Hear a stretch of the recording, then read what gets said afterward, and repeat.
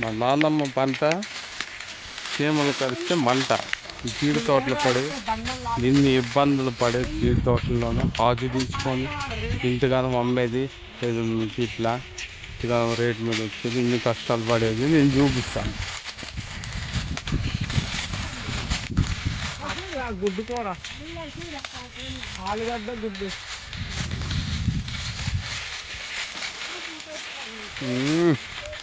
చూడు ఎట్లా పుల్లిలు ఎట్లా కిందకెళ్ళి దూరేసి బామ్మ రపా రపా వేస్తుంది, ఎట్లా వేస్తుంది కొట్టేసి మంచిగా గుంజుతుంది కొమ్మకి.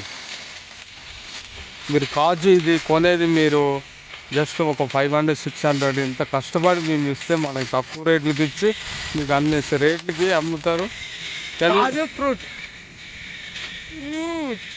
ఇదే ఫ్రూట్స్ బ్యాక్ సైడ్ పిక్కలు అమ్మేసి గోవాలోనే మంచిగా మందు తయారు చేస్తారు. చాలా మందికి ఈ విషయం తెలియదు.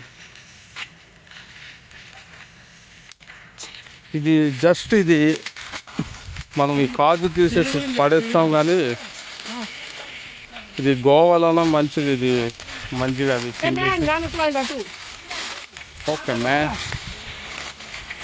మా అమ్మమ్మ దొంగ పట్టుకుని చేస్తుంది.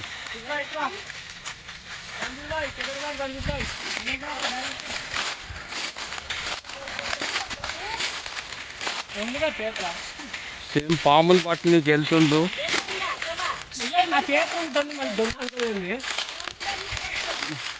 మ్యాన్స్ వాల్ బేర్ బాల్ ఎట్లా వేస్తుంది పైకి.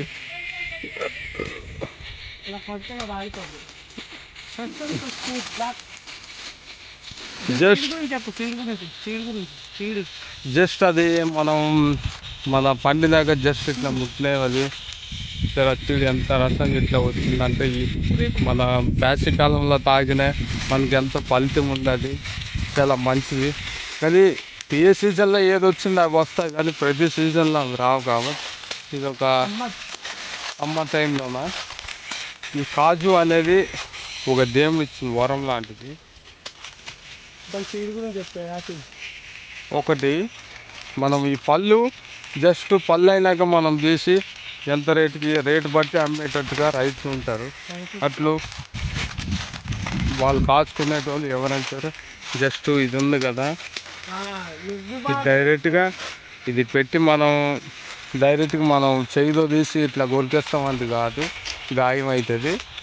అయితే దానికి వలిసే ప్రాసెస్ ఒకటి ఉంది. ప్రాసెస్ బట్టి అంటే వేలికి ఆయిల్ రుద్దినాక అది జర చిన్న దీని మీద అంతేనంట.